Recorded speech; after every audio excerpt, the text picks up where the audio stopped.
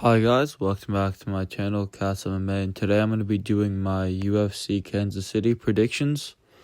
Get right into it. Machado Garry versus Carlos Prates. And every single logical part of my brain wants me to take Garry. Garry, he can mix in the grappling. We saw him do it against MVP.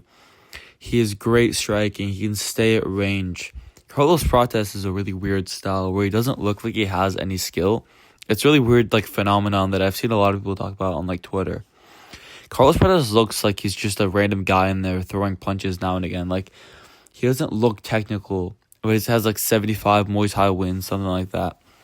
But Garry should win this. Garry took Shavkat's back. Garry mixed it up against a guy like MVP. Garry looked really good in the Shavkat fight. But Garry is taking this on 16 days notice. And that's Carlos Prates is a hard guy to prepare for with 16, 17, 18 days. So I'm going to pick Prates via round 2 KO. I think I'm going to do more of a detailed breakdown. I can't do a detailed breakdown on this because there's no logical reason why Carlos Prates should win. I'm trying to think down in my brain.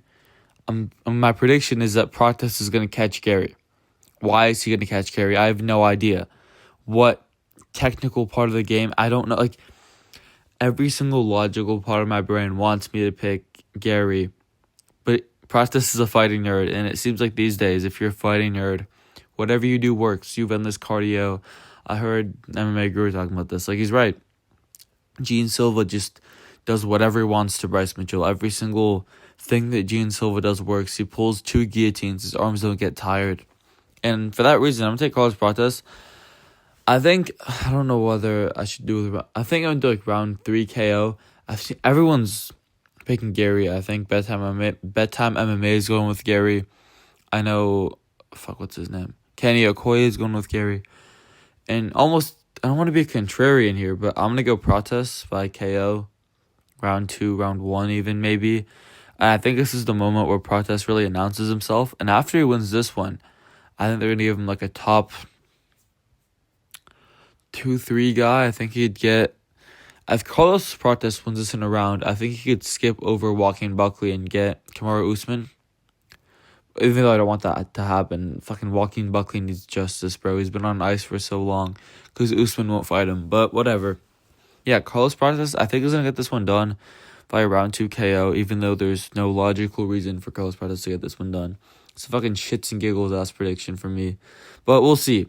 For now, I'm going with Prates. I don't think I'm going to change this pick. And I'm rooting for Prates because he's really entertaining, obviously. And he brings a lot to the table in terms of promotion for the UFC and for me to make cool videos about. Next up is Anthony Smith versus Zhang Minyang. Anthony Smith's sacrifice for his retirement fight. I don't really understand why Smith is retiring against Zhang Minyang. At this point, you could give Smith anybody, he's going to lose.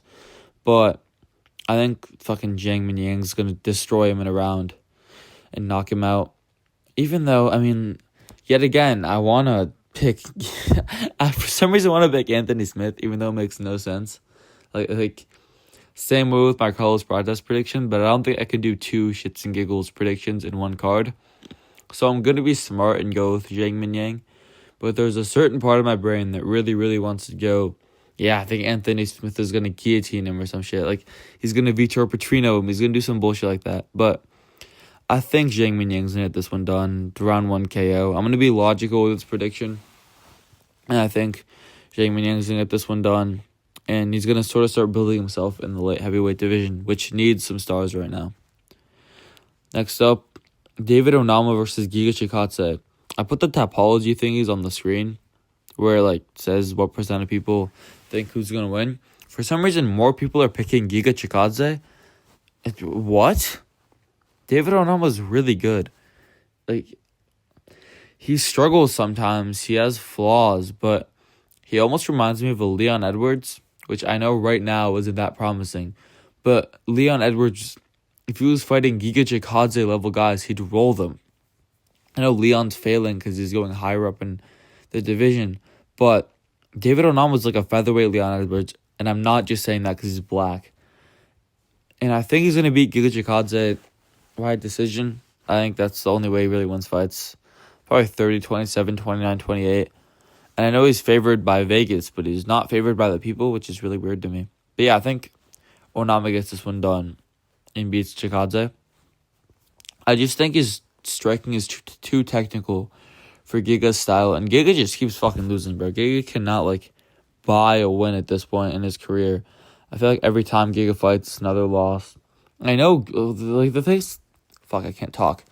The thing about Chicate is that he's been losing to the best of the best in the division. He's been losing to Arnold Allen. He lost to Calvin Kattar, bro. I just can't pick you to win a fight if you lost to Calvin Kattar, and I know it was a while ago. But I think I'm just going to pick David Oama. That Arnold Allen loss was a little bit too rough for Chicate. Allen struck with him and he beat him, and I think Oama can mix it up if he needs to. And just stay technical on the feet, leg kicks at range, jabs, maybe a few body kicks in there. And if he needs to, I think he can take him down too. So yeah, I'm going with David Oama via decision in that one. Next up, we have Michel Pereira versus Magamedov. You know the joke with this one? It's going to be the craziest minute of all time. The cardioless beast. But last time out, Magamedov submitted Bruno Ferreira in round 3. So maybe he isn't a cardioless man. Maybe he might have some cardio. And first of all, I fucking hate Michel Pereira. I don't want to get into why, but I don't really like him.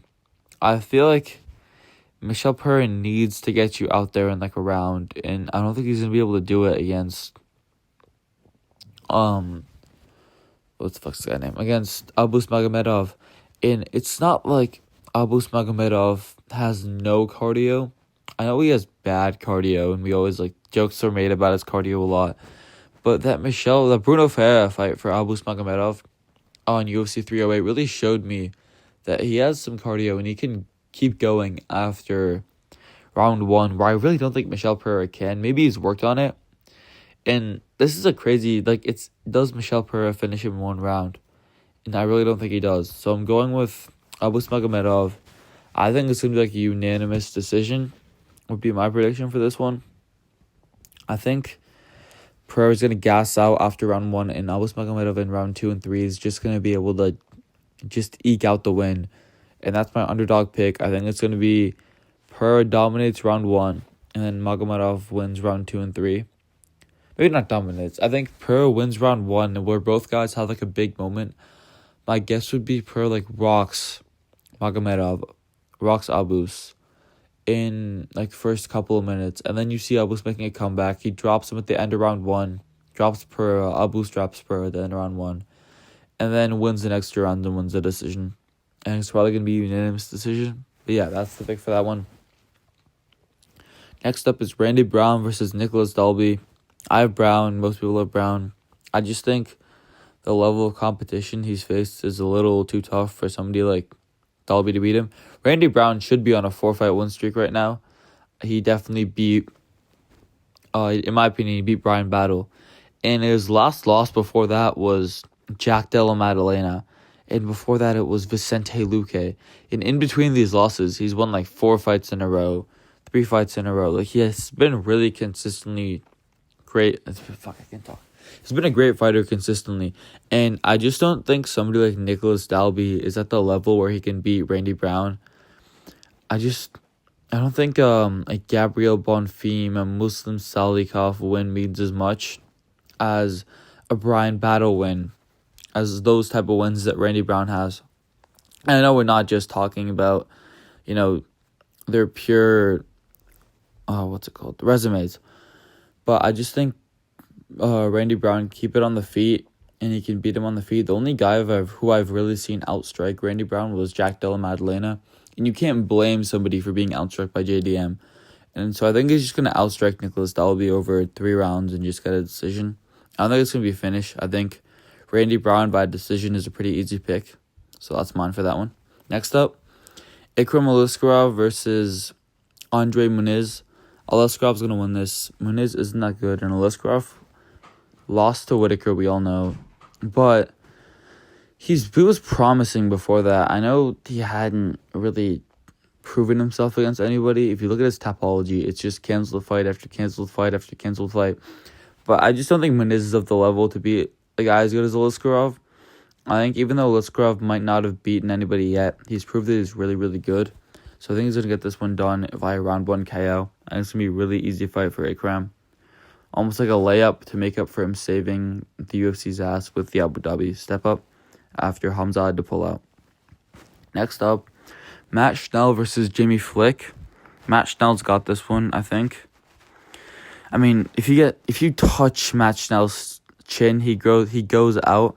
But at the same time, he has some wins. He's done some good work in the UFC. He's not like a completely washed guy. Jimmy Flick, first of all, just doesn't look like he's gonna win. He has a losing record in the UFC, and so does Matt Schnell.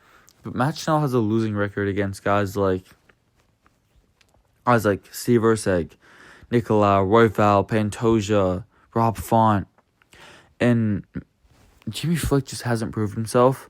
First of all, the loser of this is gonna get cut for sure. One of them is like 6-7. One of them is like 2-3 in the UFC. So I think Matt Schnell is just gonna be able to outstrike Jimmy Flick, and I think he's gonna be able to get a takedown and submit Jimmy Flick in probably round 2 or 3. But I could very well see this going to a decision where Matt Schnell wins all 3 rounds, mixes it up on the feet, gets takedowns, and just gets an easy win for him. Yep. So Matt Schnell by decision in that one, but I could see him getting a submission. Next up, I have this one's interesting. Evan Elder versus Gage Young. This was originally Evan Elder versus Ahmad Hassanzada, and this Afghan guy, and he had to pull out because he got hit with a sexual assault charge. Yeah, and it's a lot of people are like, oh my god, it's because he's Muslim. Yeah, because sex outside of marriage is definitely allowed in Islam. That's totally the reason why I did it.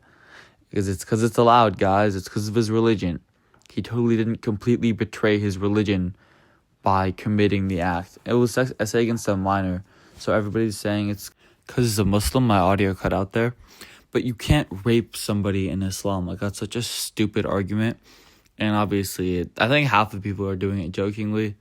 But no, we didn't commit essay because it's allowed in his religion. It's really stupid. But anyway, Gage Young replaced him. So we'll see how he does. He went to a UD against Quillen Salkid, and the Quillen Salkid in the Contender Series. That was a pretty close fight. Was able to keep it competitive with Salkid, but he ultimately lost a pretty good decision. It's a decent loss. It's nothing great, nothing to be proud of. But Evan Elder, on the other hand, is also not that proven. He's on a 2-fight win streak, but it's not against the bottom of the barrel competition. But I think Evan Elder is going to get this one done. My guess would be decision, to be honest with you. I don't think it's going to be finished in this one. I just think Gage Young has stepped in on short notice. UFC debut. I think he's going to be tough enough to keep the fight close and to get to a decision. But Evan Elder is just going to be outclassing him on the feet and the grappling, and is probably just going to win a 30-27 unanimous decision, with Young being just tough enough to stay in there. Next up is John Castanada versus Chris Gutierrez. This was supposed to be on UFC 313 in March, and now they're doing it now. Chris Gutierrez is going to get this done via decision. This one's just... John Castanada isn't at the level to beat somebody like Chris Gutierrez. It's just a levels thing. Chris Gutierrez only lost to the best of the best, the Song Yadong, so those types. And yeah, I just don't think John Castanada is going to be good enough to keep up with him. So yeah, Chris Gutierrez is going to get this one done. John Castanada lost Daniel Marcos. I just don't think Castanada's grappling is going to be good enough to beat Gutierrez in this one. So yeah, I have Gutierrez via probably a 30-27, 29-28 decision, pulling it through. So yeah, that's that one. Next up, Damon Blackshire versus Gayle Alatang. Alatang Gayle. I have no idea which one his name is. This is kind of a bum battle. Gayle Alatang isn't... He beats bums, but he loses to anybody with really any skill, like Chris Gutierrez. And Damon Blackshire also isn't that good. I know he got a twister that one time. And he doesn't have bad losses necessarily. He he went to a draw with Salal, but I don't think his grappling is going to be enough against... I fucked that up. His grappling is going to be enough against Alatang to get the win. So I'm just going to go with him by decision. Maybe get the submission. I think he's just going to be able to take Alatang's back in certain moments and get the submission probably around 2 or 3. And my official pick's going to be by submission, but I think this could probably very well be a decision where it's really boring because Blackshire can't get the submission. So he's just sitting on the back. He's sitting in half guard, sitting in side control, unable to really finish the fight, but he's strong enough on the ground to hold him down. So yeah, that's my pick. Blackshire via submission in round 2 or 3. Next up, Cameron Simon versus Malcolm Wallmaker. Cameron Simon isn't that good. Kind of sucks. Got smoked by Peyton Talbot in his last fight. Hasn't even fought since. Lost to Christian Rodriguez. He was a prospect at one point. Isn't really a prospect anymore. Malcolm Wallmaker was really good in the regional scene. Really good in his Contender Series fight. And even though he doesn't have the sort of names that Cameron Simon has, he hasn't fought the level of comp. I think he's going to beat Cameron Simon. I think Cameron Simon's going to be too tough for him to finish him, so I think it's going to be a decision. I got to see this being a 30-26, where Simon gets dropped 5-6 times. Not 5 times, how about Simon gets dropped 2 or 3 times in a round, and Wallmaker wins 30-26 is my pick. So next up, Jacqueline Emmer versus Polyana Viana. This is a really interesting fight for non-fighting reasons. Jacqueline Emmer might be the baddest girl in the UFC. Not might be. She's the baddest. She has no competition, to be honest with you. She lost to Sam Hughes, though, so that doesn't really give me that much hope for her ability to be anything in the UFC. But she has some decent wins. She beat Vanessa Demopoulos. She had some okay wins. And I think she's going to beat Polyana Viana, who I don't believe is that skilled. Polyana Viana is so bad, too. Holy, this is the fight. This is the people's fight of the night, guys. But yeah, Polyana Viana is not that good. She also had some pretty poor comp in her career. And I think Jacqueline Emmer's grappling is going to be good enough to get her a really boring decision. But it's a women's fight. What else can we expect other than a boring decision in women's MMA at this point? Next up is fuck's fight. Timmy Kawamba versus Roberto Romero. I think... who the fuck am I going to pick in this one? Oh, yeah, I have Roberto Romero. I'm going to agree with the Tapology guys here. Probably by decision, too. Who the fuck cares? Lastly, it's Jocelyn Edwards versus Chelsea Chandler. I think Jocelyn Edwards is going to get this done. Why are these people in the UFC, man? Why is Chelsea Chandler misses weight every single fight? She can't win. She's incredibly boring. And we can have her in the UFC, but we can't have fucking Paul Hughes. Fuck this bullshit. Yeah, Jocelyn Edwards' decision. Fucking women's MMA fight. Maybe she can get a fluke sub or a fluke knockout, but it's going to be a decision. What?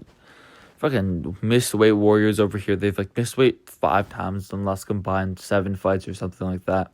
So yeah, cut them both from the UFC, but I think Edwards gets this one done. And that's it for me today. Thanks for watching, and I'll see you guys next time.